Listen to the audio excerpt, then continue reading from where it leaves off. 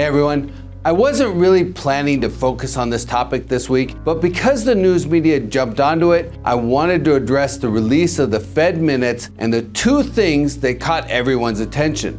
First, when the Fed met last month, many of the participants were advocating a 50 basis point increase in the overnight rate in March, but they held back to just 25 basis points because of the war in Ukraine. The important part is that the minutes suggest that one or more 50 basis point increases could be appropriate if inflation pressures remain elevated or intensify. That suggests the Fed could raise the overnight rate by more than 200 basis points this year. The other thing that caught my attention was that the Fed is actively discussing a balance sheet reduction, quantitative tightening. During the pandemic, the Fed used quantitative easing to keep long-term interest rates down.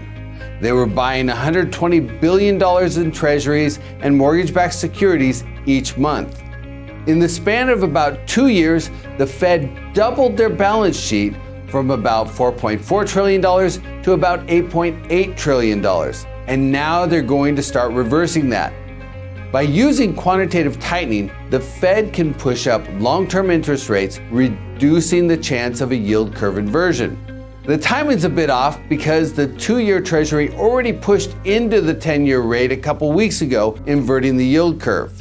But as soon as the Fed minutes were released last week, it became known that the Fed will likely use quantitative tightening, and the 10-year Treasury jumped and the yield curve uninverted. The Fed minutes didn't provide specific timing or guidelines for the quantitative tightening, but they did suggest reducing the Fed balance sheet by up to a proposed limit of $95 billion per month, with most of that being through the natural maturation of treasuries and mortgage-backed securities. So what's that mean for investors?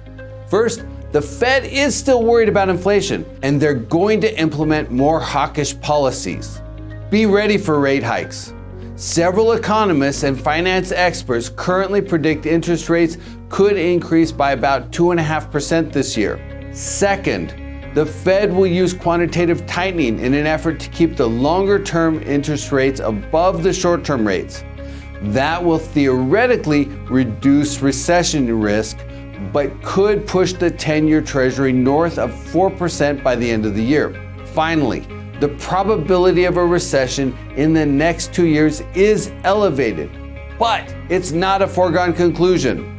We've already added 1.7 million jobs in just the first quarter. The unemployment rate is down to 3.6%. Wages are growing and retail sales are doing well.